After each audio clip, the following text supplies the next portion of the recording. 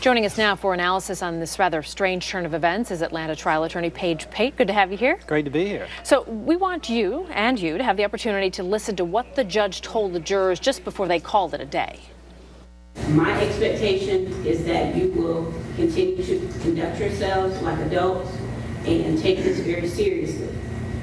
There has been a lot of time and effort that has been put into getting this case to this point, and you all have a duty, and I expect you to act accordingly.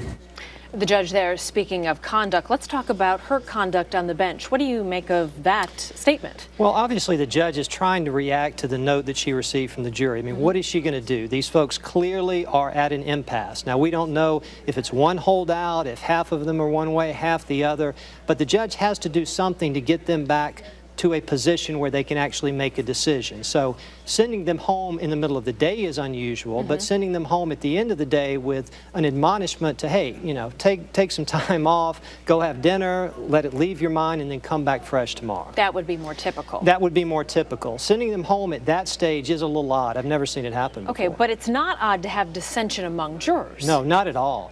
Especially if you have a case like this, which appears to be somewhat political.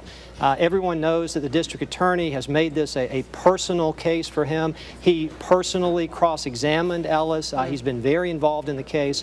And if you're on that jury and you feel strongly either for Ellis or against Ellis, you may dig in your heels, even if the evidence is otherwise sufficient. Now, the judge does have the opportunity, should this jury be deadlocked, of using something called the Allen charge. Right. Forcing them to make a decision? Well, it doesn't force them, but it's kind of very strong persuasion. We call it the dynamite charge as well. And what happens is the judge explains to the jury that, look, you know, we've had a long trial. No other jury is going to be in any better position to decide this case, so go back and try again.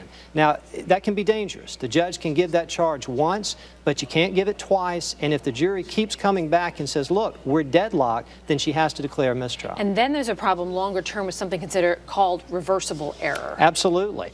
Let's say the judge's comments continue to try to push the jury to make a decision even while they're telling her that they're deadlocked.